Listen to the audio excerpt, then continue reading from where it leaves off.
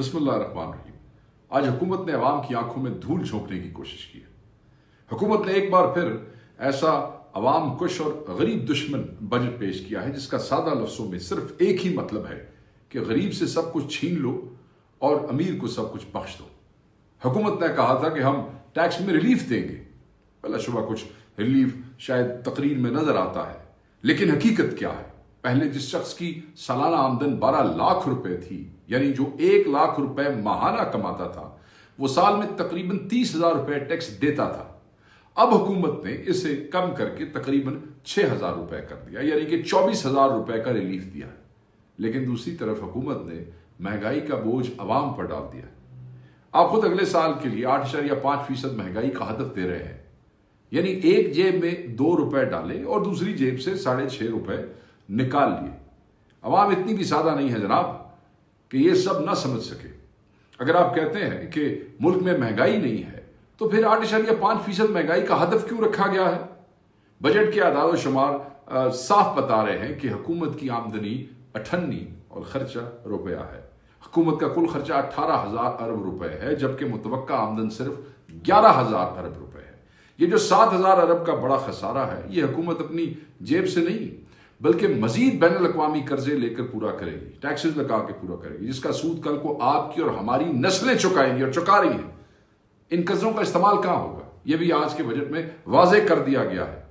एक तरफ अवाम को सब्र और कुर्बानी का दर्स दिया जा रहा है और दूसरी तरफ सिर्फ वजीर आजम हाउस के लॉन के घास फूस और देखभाल के लिए 4 करोड़ 51 लाख रुपए रख दिए गए हैं।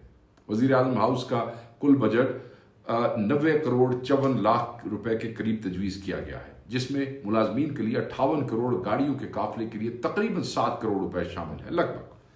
यानी गरीब के बच्चे भूखे मरेंगे ताकि वजीर आजम के लॉन मागजार बने रहें। आपने कहा कि जायदादों पर विद होल्डिंग टैक्स कम कर दिया गया है। सवाल यह है कि इससे फायदा किसको होगा? पाकिस्तान की 70% से ज्यादा आबादी मुतवसत और गरीब तबके पर मुश्तमिल है। एक माली, चपड़ासी, चौकीदार या देहात में रहने वाला शख्स अगर 2 मरले, 3 मरले या 5 मरले का प्लॉट खरीदता है तो वह अक्सर नॉन फाइलर होता है। वो 20 या 25% टैक्स देकर जायदाद लेता है, क्योंकि इसके पास फाइलर बनने के वसाइल ही नहीं है। यह रिलीफ असल में गरीब आदमी के लिए नहीं है बल्कि बड़े सरमायादारों के लिए है। वज़ीर आज़म साहब कह रहे हैं कि मुल्क में दूध और शहद की नहरें बहने लगी हैं। लग जाएंगी, मगर आपने खुद बजट में सिर्फ 4% ग्रोथ का तखमीना रखा है। इसी के साथ आप कहते हैं कि 20 लाख रोजगार पैदा होंगे। ये बिल्कुल वैसा ही दावा है जैसे पिछले साल कहा गया था कि 3.7% ग्रोथ हुई है और 18 लाख नौकरियां जो है वो पैदा हुई हैं। ये कागजी दावे भाई, जमीनी हकीकत कुछ और है। हकीकत यह है कि आपकी गलत पॉलिसियों की वजह से लाखों लोग बेरोजगार हो चुके हैं। पहले सूबे वफाक से पैसे लेते थे, अब वफाक सूबों से पैसे मांग रहा है। वफाक में चचा है, पंजाब में भतीजी है और खबरें चलवाई जा रही हैं कि पंजाब वफाक से ताउन कर रहा है। यानी कि हुकूमत और खास तौर पर पंजाब हुकूमत ने तरक्याती अखराजात में तकरीबन 1,000 अरब रुपए की कमी की है, जिनमें पंजाब के तकरीबन 700 अरब रुपए शामिल है। इसका मतलब क्या है? इसका क्या मतलब है? हुकूमत को टैक्स की वसूली में भी नुकसान होगा। कैसे? अवाम को सड़कें, अस्पताल, स्कूल और दीगर सहूलतें कम मिलेंगी। सबसे बड़ा नुकसान रोजगार को होगा। मजदूर को दिहाड़ी नहीं मिलेगी, दुकानदार का सामान नहीं बिकेगा, कारखानों की पैदावार कम होगी। इस 1,000 अरब की कटौती का मुतबादिल क्या है? इससे होने वाले मुआशी नुकसान का तखमीना किसी ने लगाया है? मीडिया को इश्तिहार देने से न पैसे पूरे होंगे और ना ही तरक्की होगी। तकरीर के आगाज में ही 3.7% ग्रोथ के हदफ पर ईरान की जंग और शिपिंग के किराए में इजाफे को जिम्मेदार ठहरा दिया गया। लो जी, मैं समझ रहा था कि हुकूमत इस सूरत हाल के लिए कोई पॉलिसी या हिकमत अमली देगी, मगर वो मुकम्मल तौर पर गायब थी। इसका मतलब ये लगता है कि एक हथियार बहाना रख लिया गया है ताकि अगर हदफ पूरा ना हो तो सारा इल्जाम बैरूनी हालात पर डाल दिया जाए। अब आप ये कहेंगे कि मैं क्यों कह रहा हूं कि इस बजट में गरीबों के लिए कुछ नहीं है।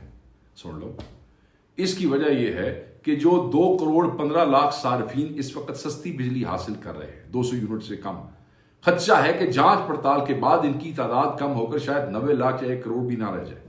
यह बात खुद मोहतरम वजीर साहब पहले बयान कर चुके हैं। दूसरी बात इनकम टैक्स की है। जैसा कि मैंने पहले अर्ज किया था कि 1 लाख रुपए माहाना आमदनी से कम यानी सालाना 6 लाख रुपए तक गुज़िश्ता साल भी टैक्स सिफर था और इस साल भी सिफर है। 6 लाख से 12 लाख रुपए सालाना आमदनी वालों यानी तकरीबन 1 लाख रुपए माहाना कमाने वालों को मामूली सा टैक्स रिलीफ दिया गया है, जैसे मैंने ऊपर आपको बताया।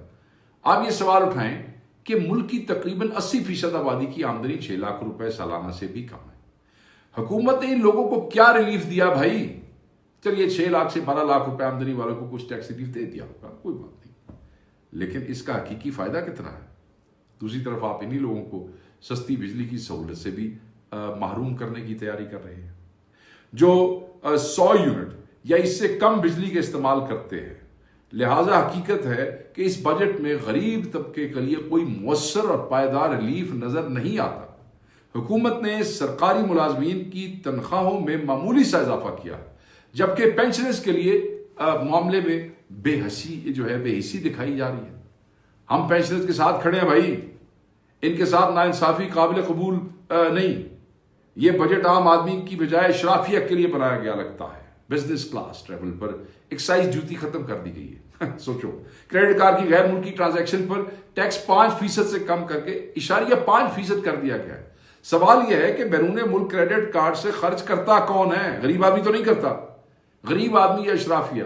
पेट्रोलियम लेवी खत्म नहीं की गई, मगर बिजनेस क्लास वालों को रिलीफ दे दिया गया। यह पैगाम दिया जा रहा है कि यह बजट अमीरों के लिए है। हुकूमत ने बड़ी गाड़ियों पर ड्यूटी और टैक्स लगाया, मगर आम आदमी तो पहले ही गाड़ी से बाइक और बाइक से साइकिल पर आ चुका है। मेरे भाई, हुकूमत के पास कोई वाज़ेह विजन है और कोई तरजीह मुझे नहीं नजर आती।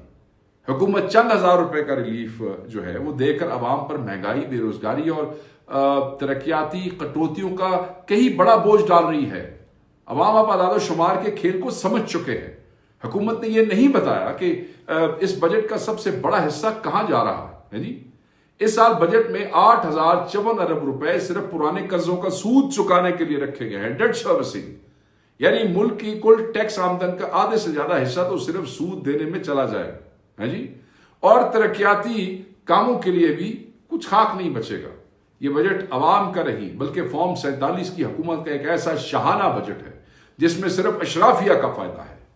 बजाय इसके के वजीराम महंगाई और लाकानूनियत पर अवाम से माफी मांगते, वो उल्टा अवाम का शुक्रिया अदा कर रहे हैं कि भाई जी तुसी भुख नाल मरदे पे, लेकिन उफ नहीं कर रहे। बड़ी मेहरबानी थोड़ी। हाँ, अगर कुर्बानी देना इतना ही तारीफ का काम है तो ये हुक्मरान खुद कुर्बानी क्यों नहीं दे देते? हुकूमत ने खुद माना है कि अगले साल मुल्क का तजारती खसारा 37 अरब डॉलर रहेगा, इंपोर्ट 70 अरब डॉलर और एक्सपोर्ट सिर्फ 32.8 अरब डॉलर होगी, जिसका साफ मतलब है कि डॉलर मजीद महंगा होगा और रुपए की कदर मिट्टी में मिल जाएगी। हमें सवाम कुश, गरीब दुश्मन और जालिमाना बजट को मुकम्मल तौर पर मुस्तरद करते हैं और हम ऐवान के अंदर और बाहर अवाम की सच्ची आवाज बनकर जुल्म के खिलाफ आखिरी हद तक खड़े रहेंगे। बहुत शुक्रिया।